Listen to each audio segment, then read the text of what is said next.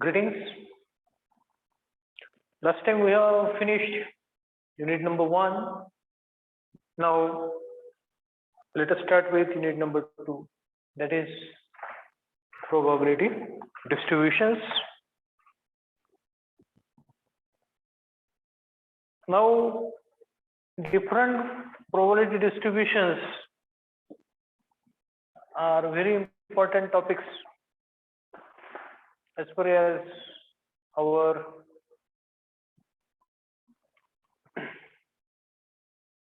the theory of statistics is concerned. Let us try to revise first what is meant by probability, and for that we will have to start with the concept of an experiment. I am going to revise those things very quickly. See friends, experiment is an operation which has one or more possible results after completion of that operation. Now, every possible result is called as an outcome, and thus the set of all possible outcomes of that experiment is called as a sample space.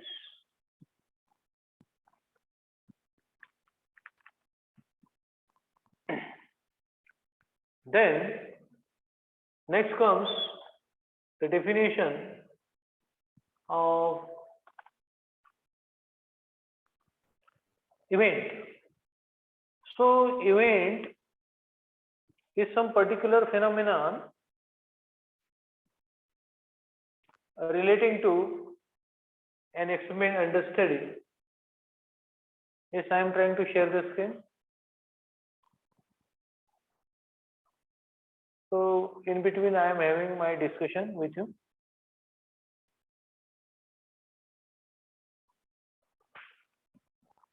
And as soon as we come across some experiment, we can always write all possible outcomes of that experiment, which is called as a sample space.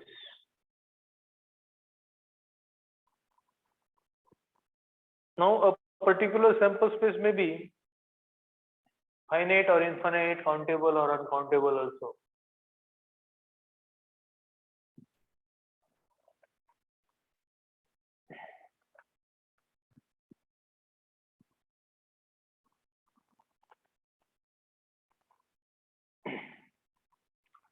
And when we are talking about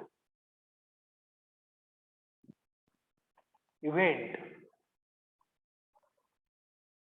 so I have already told you that a particular phenomenon relating to an experiment under study is called as an event, and as per the discussion of that event, we can express it in the form of a set.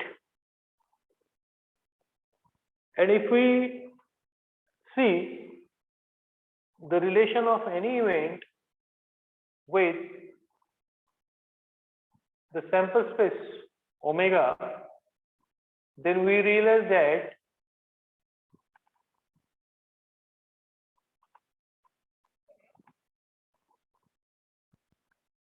any subset of the sample space is an event, because after writing event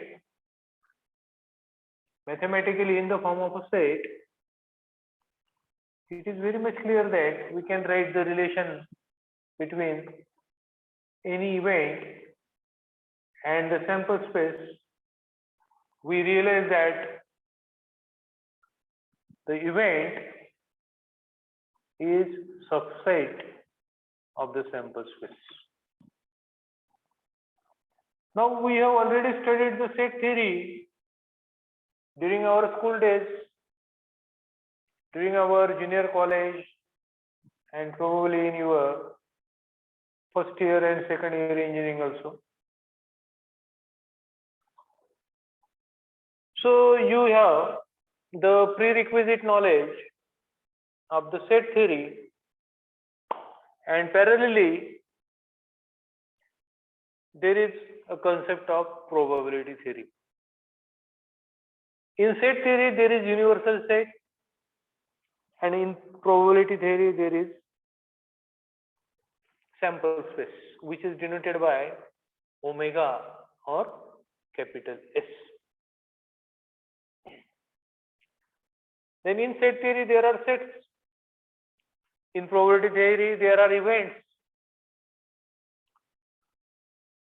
And whatever the operations on an event, means on a set or between two sets, are applicable, analogously those are applicable in the set theory also.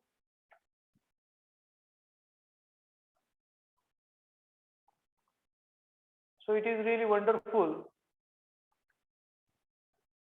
and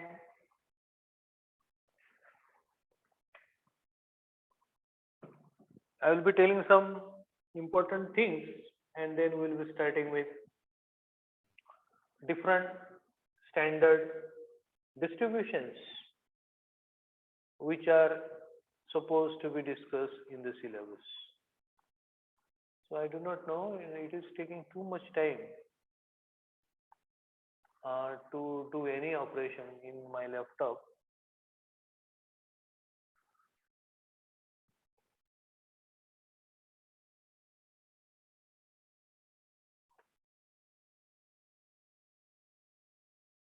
And accordingly, see friends, union, intersection, complement, then there is De Morgan's law, then there might be some different rules. Those are applicable in case of probability theory also. Yes.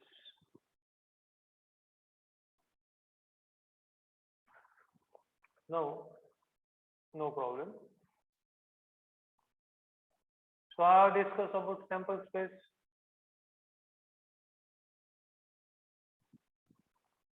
Then let me talk about simply, first of all, sample space which is denoted by omega or capital S. Then event, ghatana, and which is generally denoted by capital letters such as A, B, C, something like that, or even event E1, E2, and so on. So mathematically, any event is subset of the sample space, and we know that set A is subset of itself. So the sample space can also be treated as an event, and we also know that empty set is subset of any set. So empty set will be subset of the sample space also, and empty set will be also an event. Actually, it is called as an impossible event. So it is quite possible that there might be some event, suppose A, which does not contain any sample point, that is called as phi. Such event is called as an impossible event, and its probability of an impossible event is equal to 0. Then there can be some event such that all the outcomes in the sample space are favorable to that event. So that event is exactly same as the sample space. And such event is called as a sure or a certain event, and its probability is always equal to 1. So whenever that particular experiment will be performed, definitely we are going to see one outcome, and that outcome is always in event B. So event B is always going to happen, that is sure event, 100%. Probability is equal to 1. Such event is called as a sure or a certain event, and there might be other events whose probabilities lie between 0 and 1. So we can understand that probability of any event lies between 0 and 1, both inclusive.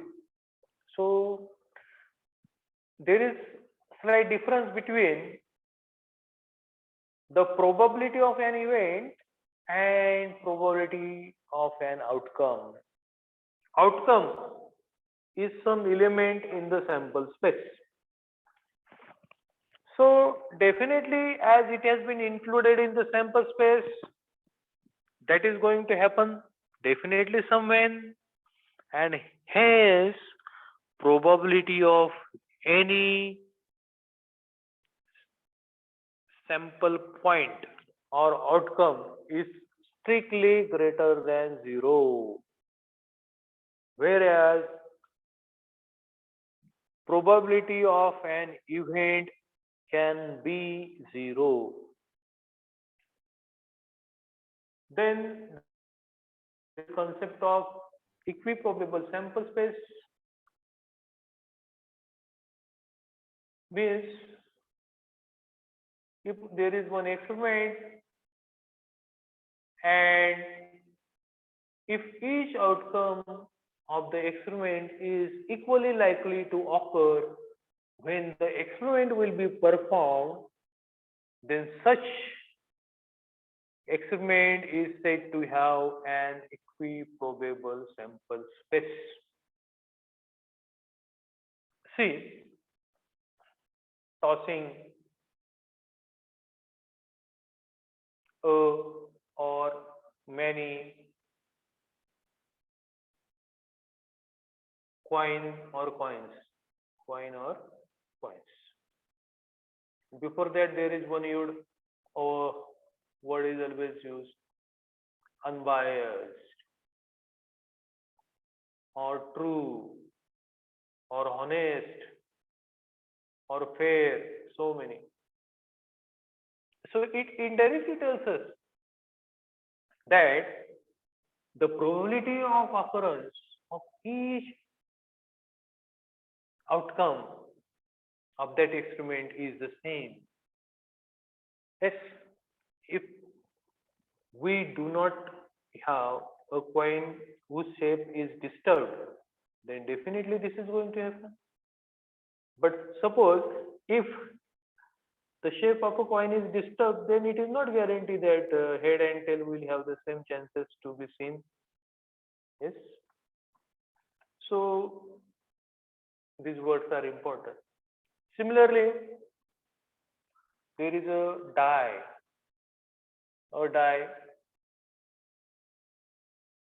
and more than one dice.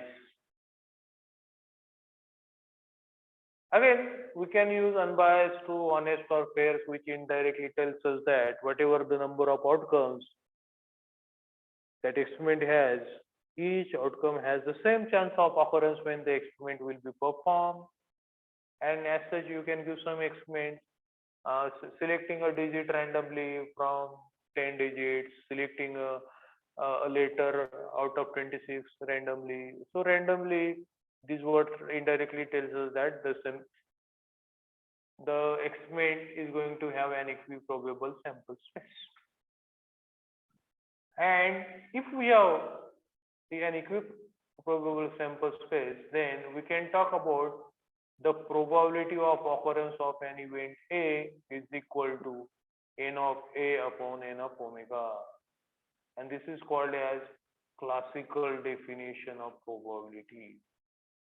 This is to be used only when we have an equiprobable sample space. Otherwise, it is not applicable. And here, this is the case. You have already studied these things. Now, generally, what happens? Most of the experiments that we come across do not have an equiprobable sample space. There are very rare occasions wherein we have an equiprobable sample space. For example, there are plenty of examples of experiments which do not have an equiprobable sample space. Suppose a cricket match is to be played and we want to have a toss, but none of us has a coin. So what do? So we try to find out some stone which is something flat, but definitely we cannot get such ideal, and then artificially one of the sides is made wet by splitting on it, and then we are throwing. One side is wet and another is dry. Oli sukhi karto apan.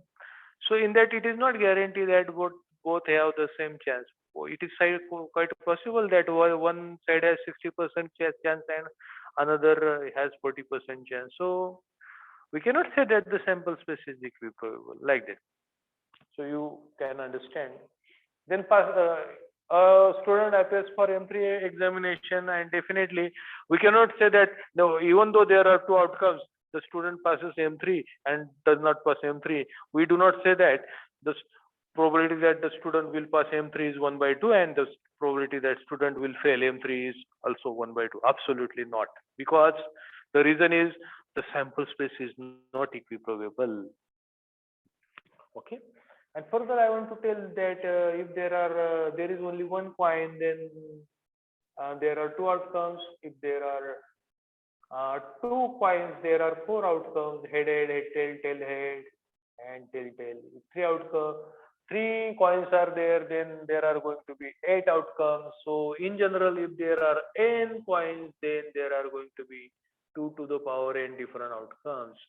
N is equal to number of coins which are tossed simultaneously. Similarly, a die has 6 faces, 1, 2, 3, 4, 5, 6. So if there are n dice rolled simultaneously, then total number of outcomes is equal to 6 to the power n. As if only one die, then 6 outcomes are there. If 2 dice, 6 to the power 2, 36. As such, you can understand there are many things which I can continue speaking continuously on probability theory, but we have to move further. So what is done? We do not always have an equiprobable sample space. So what we have to do? We have to make some probability model. So again, here, whatever the experiment is there with us, in that we first list down all the outcomes of this, which is called as a sample space. Okay. Then we have to assign some positive real number to each of the outcomes, which will be called as the probability of occurrence of that outcome. And addition of all these probabilities must be equal to 1. This is the second condition. And the first condition is that the probability of each outcome must be strictly greater than 0. Then if both these conditions are satisfied, then we say that it is a probability model, even though that sample space is not an equiprobable sample space. Suppose we have a coin whose shape is disturbed, and the chance of getting head is 2 times the chance of getting tail. Can anybody tell me immediately what will be the probability of head and what will be the probability of tail for that coin? just go on expanding your imagination power. So there is so much thing to talk about probability theory with you. You are very good in programming. Yes, you have studied Python or programming, so no problem. But if you must have statistical skills, and here is an opportunity. Yes, can anybody tell me?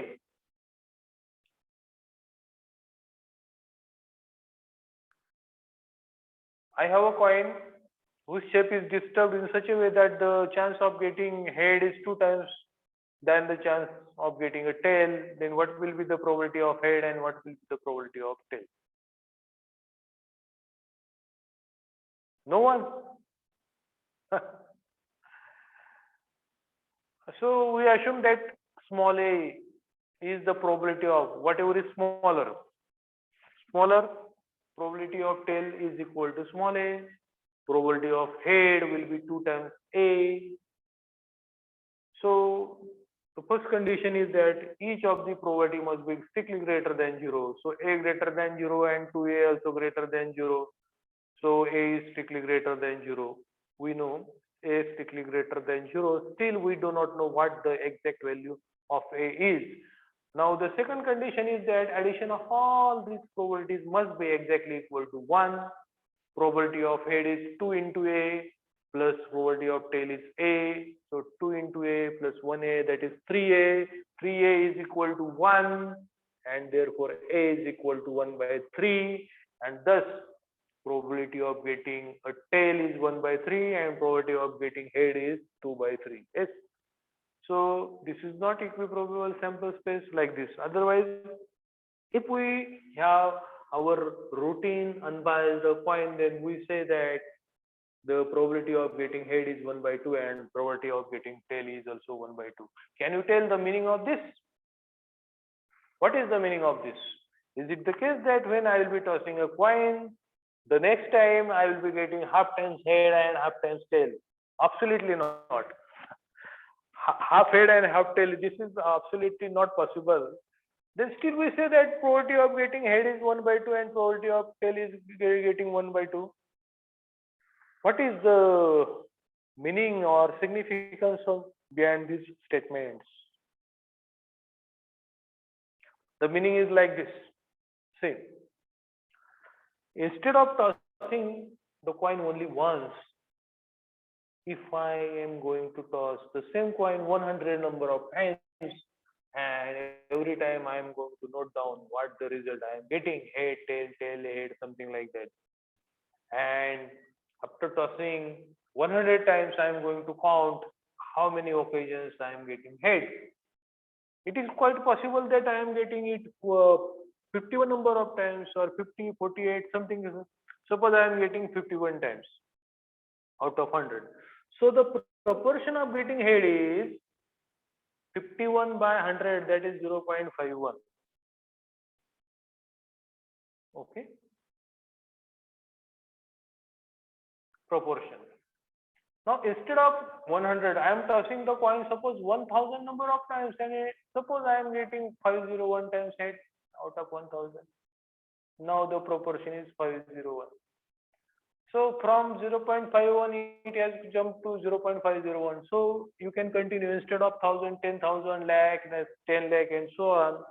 You can repeat that experiment almost infinite number of times, and then you will see that the proportion of getting head is going to tend to 0.5 or 1 by 2 as n tends to infinity. N means number of tossing that coin.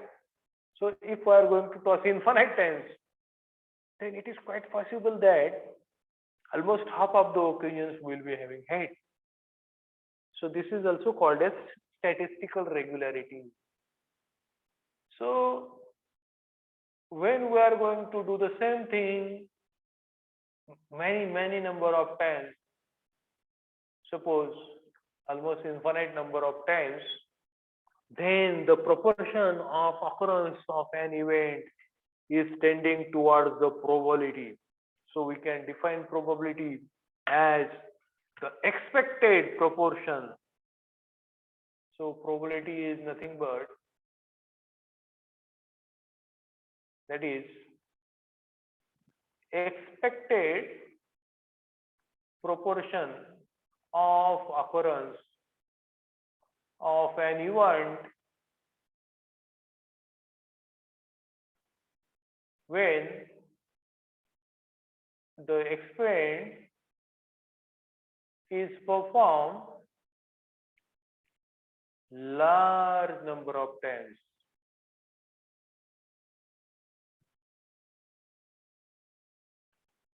This is the meaning of the term probability. Otherwise, everybody knows probability of getting head is 1/2, probability of getting tail is 1/2. So it is not the case that half times I am going to get head and half times tail. Absolutely not. So this is, and there are some axioms. I am going to go through these axioms quickly, and then only I am going to move further. Axioms. So what is meant by an axiom? Axiom is a statement or supposition. When I say that this is an axiom, then you are going to believe on that statement directly. You will not ask me any proof of that. You will accept as it is. Such statements are called as axioms.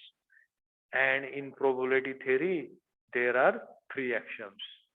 So consider an experiment. So experiment is there. So it must be having a sample space. Suppose sample space is omega. And let us define an event, A, B, any event on the omega. So axiom 1 is, first, very simple. Probability of any event is greater than equal to 0. So we have to be very much careful. Greater than or equal to 0. I have already told you. Event is any subset of the sample space which may contain 1 or 2 or all or none of the elements in the sample space. So definitely probability of A greater than equal to 0. Then axiom 2 is, probability of sample space. Can we talk about probability of sample space? Sample space, omega is subset of omega, so we know any subset of sample space is an event, so omega is also an event. And whenever the experiment will be performed, we are going to observe only one outcome, and that outcome is already taken care in the sample space. So the event sample space is always going to happen, and hence its probability is 1. So probability of any event can never be greater than 1. Now you must have heard on so many occasions from few of the people, I will do this work 101%. Some are reaching until 200%. So I do not understand that if a person is going to try on 100 number of occasions, out of 100 of occasions, how the person can be successful 101 or even 200 times? So this is just nuisance. If there is someone speaking more than 100, that fellow is either a fool or does not have any sense of the probability theory. Maximum probability of any event is 1. And one more axiom that is also important. If A and B are mutually exclusive, another name is disjoint events, then probability of A union B is equal to, so Before that, I had to tell you something about what is meant by mutually exclusive. Events A and B are said to be mutually exclusive or disjoint if those cannot occur simultaneously. Means if A is happening, then B is not happening. If B is happening, then A is not happening. That means there is no common outcome between A and B. Suppose this is the Venn diagram representing sample space. This is event A, this is event B. So there might be some outcomes in A, some may be in B, but there may be some outcomes which are neither in A or nor B. But you will in both A and B. Okay. So if A is happening, some outcome in A is happening. Definitely B is not happening, and vice versa. So A and B are mutually exclusive. In that case, so you can see A in B. This is A in N, and probability of A in B is equal to probability of A, thus probability of B. This is so simple.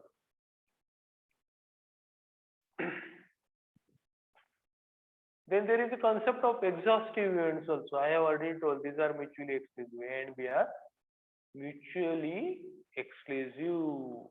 Another name is disjoint. Those cannot occur simultaneously. It is quite possible that none are occurring. If there is some outcome is happening which is neither in A or B, then A is not happening and B is not happening. Yes, it is quite possible. But it will never happen that both are A and B are happening simultaneously. So this is something mutually exclusive. And there is a concept of exhaustive events also. Exhaustive. Exhaust. So those are bringing each other. Suppose this is sample space and there are, suppose 1, 2, 3, 4, 5, 6. These are the 6 elements in the sample space. I am saying event A has 1, 2, 3, 4 and event B has 2, 3, 4, 5, 6. So A union B. A union B is equal to sample space. So A and B are exhaustive. Okay.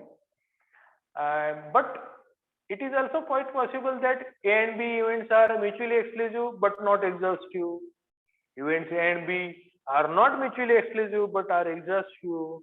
It is quite possible that A and B are mutually exclusive as well as exhaustive. Yes, I can tell you one very standard example. There is some experiment which has sample space and I am defining some event A. This is some event A. Whenever I define event A, another event is defined automatically and name of that event is A complement. So A intersection A complement is equal to phi. So A and A complement are mutually exclusive or disjoint. Those cannot occur simultaneously. Further, A union A complement is equal to the sample space. So A and A complement are exhaustive also. So this is a classic example that for any event A, the events A and A complement are mutually exclusive as well as exhaustive. Okay. So these were the 3 axioms, and using these 3 axioms we can state, I'm not going to prove, but there are 5 theorems. I will be trying to recall those one after the another, and just I'm going the statements. So first, probability of A complement is equal to 1 minus probability of. So proof is very simple. I will not go. In that we have to make use of some axioms, and every next theorem can be proved on the basis of those axioms as well as previously proved theorems. Theorem 2 is probability of phi. Phi means impossible event. Probability of phi is equal to 0. Theorem 3 is probability of any event always lies between 0 and 1. Theorem 4, if A is something, how to read this? A subset of B is fine in state theory, but we are in probability theory. So suppose this is A and this is B. Okay, there are suppose some outcomes in A and Definitely every outcome which is in A is also in B, but there might be some outcomes which are only in B, not in A. It is quite possible that there are some outcomes which are not in A, not in B. But see, this is A subset of B. So how to say? Instead of saying that A is subset of B, I will say that whenever event A occurs, then event B definitely occurs. In that case, what is the relation between probability of A and probability of B? So in that case, probability of A is less than equal to probability of B. Theorem 5, that is called as addition theorem on probability. Addition theorem on probability. Now, the statement is like this. For any two events, A and B on omega, probability of A union B is equal to probability of A plus probability of B minus probability of A intersection B. So this is a very big statement. This is the general statement. This statement is always true. In any case, it is always true. This is sample space and this is general representation. This is event A and this is event B. Okay. So probability of A union B is equal to probability of A plus probability of B minus probability of A intersection B. This statement is going to be always true. Even if A and B may be mutually exclusive, may not be. As in the previous example, we have seen A and B are mutually exclusive. Okay, that means A intersection B is phi and A intersection B is phi and probability of phi is 0. So the third statement becomes 0. So probability of A union B equal to probability of A plus probability of B. That means that A and B are mutually exclusive. This is a particular case of this general statement. And this general statement is true even if A and B may be mutually exclusive, may not be. A and B may be exhaustive, may not be. A and B may be independent or not independent. This statement will turn always true. This is the statement for two events. We can define the same statement for three events also. Probability of A union B union C is equal to probability of A plus probability of B plus probability of C minus probability of A intersection B minus probability of B intersection C minus probability of A intersection C plus probability of A intersection B intersection C. We can write for 4 events, for 5 we can write for n events also. Probability of union of AI running from 1 to n. I'm not able to write clearly here.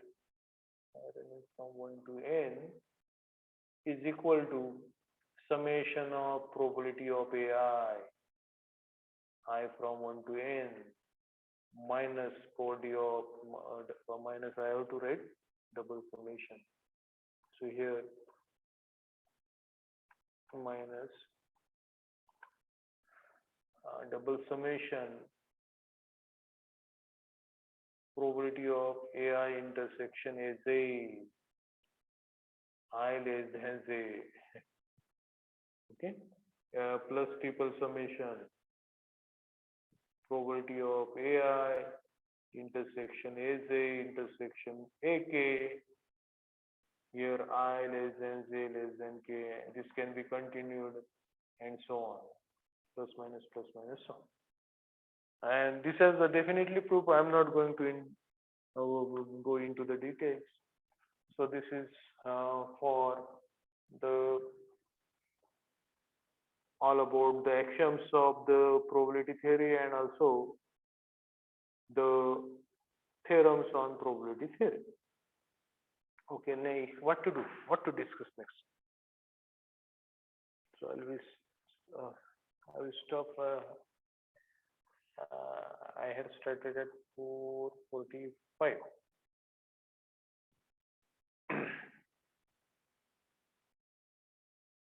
So I'll stop at 5:45.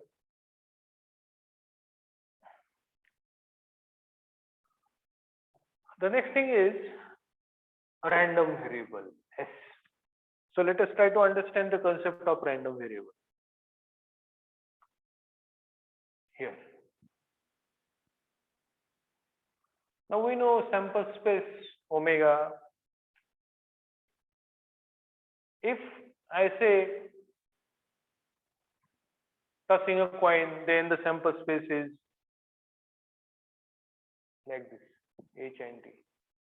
This is not convenient to study further because these are non-numeric quantities. It will be really nice if we can assign some numeric value to each outcome of the sample space.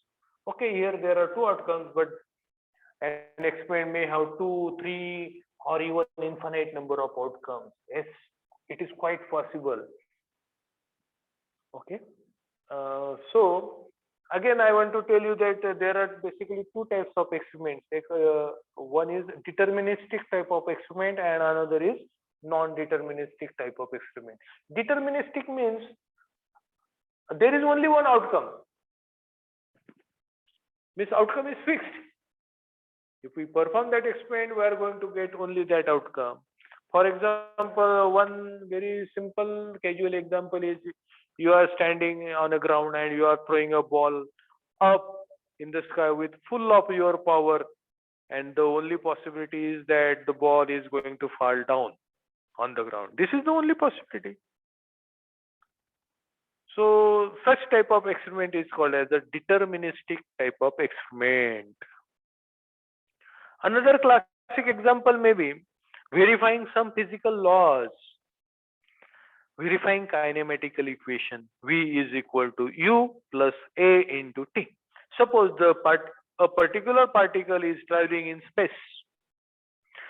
If we note down U, initial velocity of that particle, A, acceleration, and after certain time T, if we note down the final velocity V, then the value of V will be exactly same as value of U plus value of A times value of T.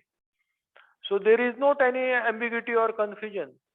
If we have fixed values of U, A and T, you simplify and that will be your V, and that will be verified. So there is only one V value for a combination of U, A and T values. Okay, that's it. Then verifying Ohm's law, you must have done Ohm's law experiment verification in 11th physics. So verifying some physical laws are examples of deterministic type of experiments. These have only one outcome, and that's all. So there is nothing more to study in that. The curiosity initiates when there are more than one outcomes, and that is the beginning of the probability theory. And here the problem is that head and tail two outcomes. So what to do? But if I denote x as number of heads of 10, number of heads, then see, after this conversion, x of h will be equal to 1 and x of t will be equal to 0. Then we have successfully converted that into another set of x which is taking value as 0 and 1. These are numeric values. These are very easy to tackle further. Then as such, if we have two coins tossed simultaneously, then HH, HT, T, TH, TT, these are the four outcomes, and again we are defining X. Then there are different outcomes as 0, 1 and 2. Okay. So we are performing some operation on the sample space. It is quite possible. Let me define one more experiment as a student appears for M3 exam until he or she passes. So this is our experiment. So the sample space, suppose a student appears for the exam and he gets the success in the first attempt, the experiment ends here, that's all. So this is one possible outcome. Another possible outcome is a student of his examination form appears, the result is fail, M3 fail, then appears in the next semester and passes and the experiment ends here. One more possibility, fail, fail 2 times and pass like this. So there is no end theoretically. So this continues indefinitely. Actually, yes, we can understand that after some attempts, the student will and his parents will say no. That is fine now. Let us stop now. Let us try somewhere else. But theoretically, we cannot stop. We have to just say dot dot dot dot. Now here I can define, yes, number of attempts needed, number of attempts to pass M3.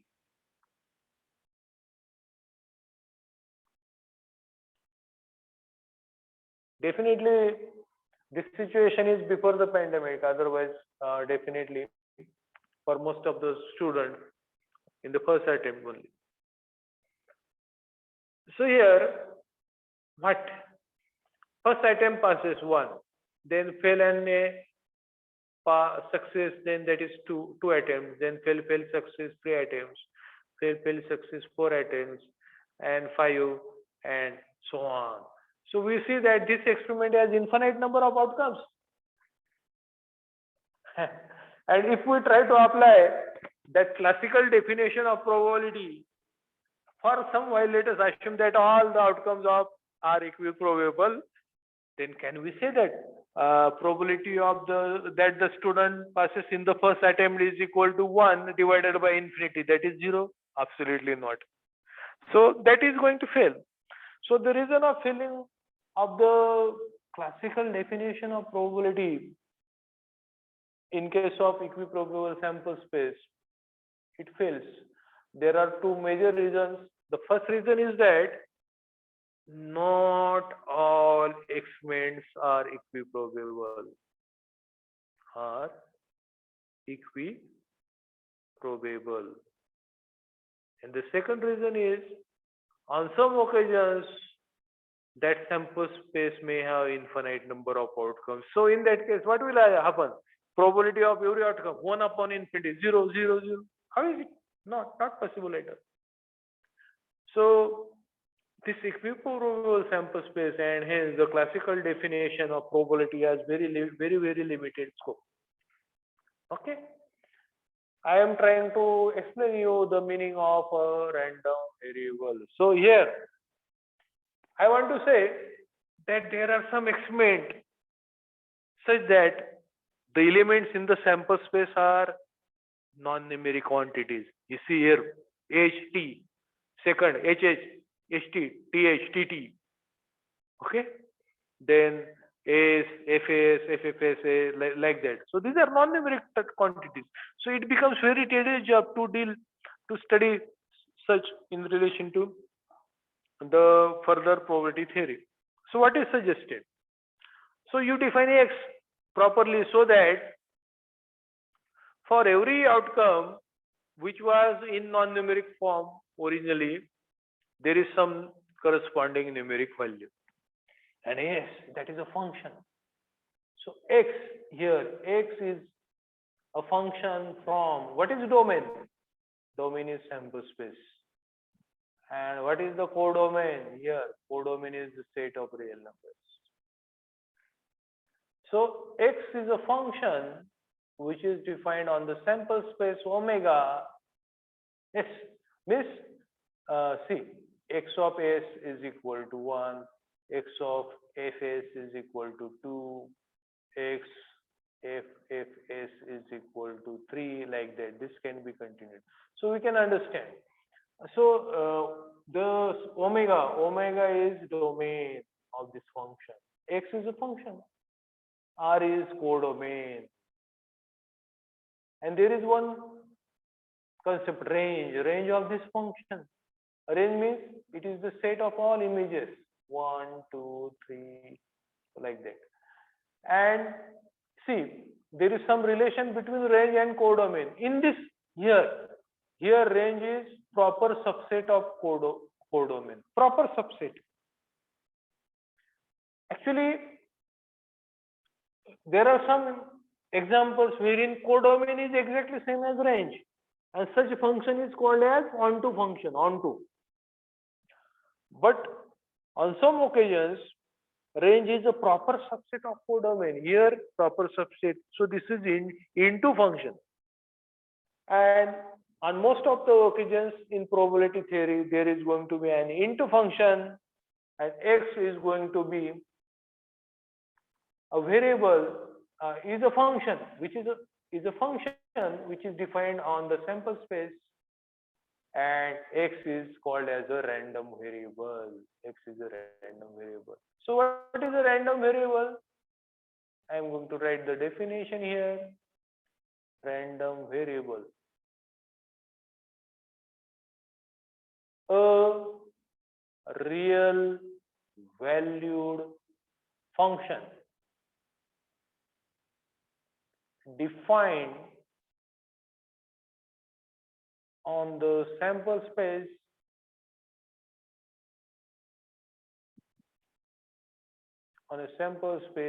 is a random variable. Generally, it is denoted by x. S, it can be x, y, something like that.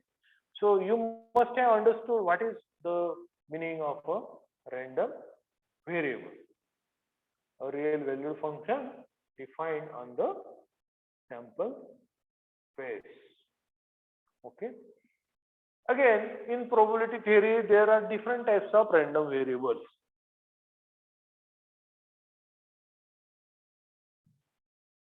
Yes. First one is discrete random variable.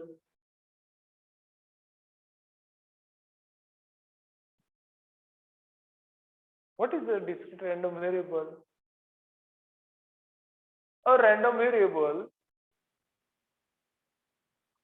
which takes either finite or countably infinite number of values is called as a discrete random variable. Now, for that we must remember, and if we have forgotten, we have to recall the concepts of what is meant by finite, infinite, countable, uncountable. That is also important part. It is simple to understand the meaning of a finite set. If the elements in a set are finite, suppose different days of a week, Sunday, Monday, Tuesday, Wednesday, Thursday, Friday, Saturday, 7 elements. 7 is a finite set? Yes, it is finite. On the contrary, previous one, here omega, third example, AS, APS, FFS, infinite. There are infinite elements. So you understood the difference between finite and infinite sets. No problem over it. The next thing is what is meant by countable. If the elements in the set can be assigned a one-to-one correspondence with the elements in the set of natural numbers, then we say that it is countable. Let me give you here again third example of this omega 1, omega 2, and omega 3 here. And here, let me call this as set of natural numbers 1, 2, 3, 4, 5 like that. So there is one-to-one correspondence. See, omega 3 first element has a relation with natural number 1, second element with natural number 2, third with natural number 3, fourth with fifth, like that. So there is one-to-one correspondence between the elements of the given set with the elements in the set of natural numbers, then we say that that set is countable. Here omega 3 is countable. And then which is not countable? So let me explain here. Suppose this is a real line, and then here 0 and here 4. So if you are taking all real numbers in the interval 0 to 4, so here my set will be is a all x such that 0 less than equal to x less than equal to 4 as such. So I cannot write this as 0 comma 4 some 1 comma 2. No, absolutely not. Even I cannot write 0 comma 0.1. No way. Because what is the next real number after 0? If I tell 0 0.100 times 0 and then 1, then definitely you will tell me so many real numbers which are between 0 and this number. So you cannot tell me the next real number after 0. So even if we say that the first number in this set is 0, which can be assigned correspondence with natural number 1, but there is no next element you can talk which can be assigned correspondence with the second natural number 2, and thus it is to be written in this form: 0 less than equal to x less than equal to 4, or in the form of interval. And again, that interval may be open or closed. Open means this is open. Open means suppose 0 to 4. What is meant by that is set such that 0 less than x less than 4 strictly. And close means here I have written. So this is bracket 0 comma 4. This is equal to. So this is closed. This is closed interval and this is open interval. In open interval, the extreme values are not included. So that is the only difference. But now you have understood what is meant by a continuous, rather I have not yet spoken about continuous. This set, this is uncountable set. Remember, then I am going to make some important statement. See, initially we have seen what is meant by a finite set, infinite set, then countable set and also uncountable set. And now I am going to make some important statements. A given statement, given set may be finite or infinite, may be countable or uncountable. And now my first statement is every finite set is countable. So I am going to make the statement here. Every finite set is countable. And can you make some another statement which will be always perfect, like this one? And that statement is every uncountable set is infinite. Of course, infinite. So you can see here the closed interval 0 to 4, it is uncountable. So it must be infinite. You cannot tell the number of elements in this set. Definitely every uncountable is infinite and every finite set is countable. Yes.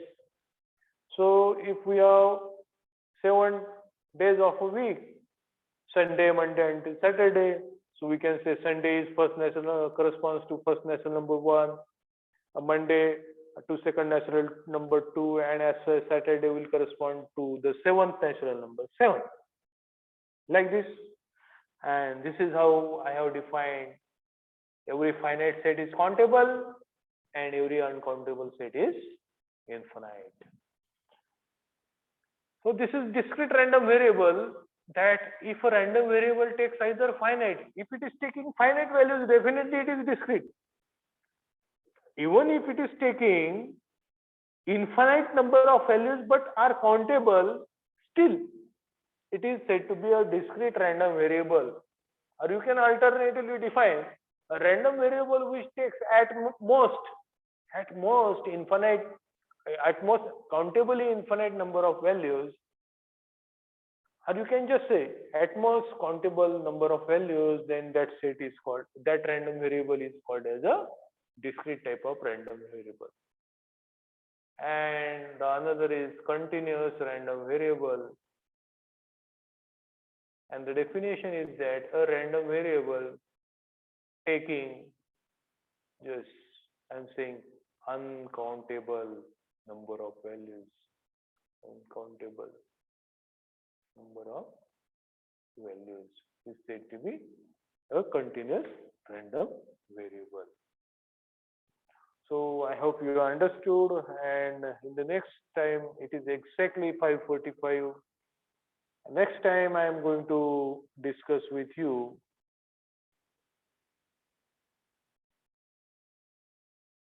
different, this is discrete and continuous, then how to evaluate, what is meaning of a discrete random variable, what is meant by a continuous random variable, and special discrete as well as continuous probability distribution. If we have a discrete probability distribution, what are the properties that are to be satisfied by this?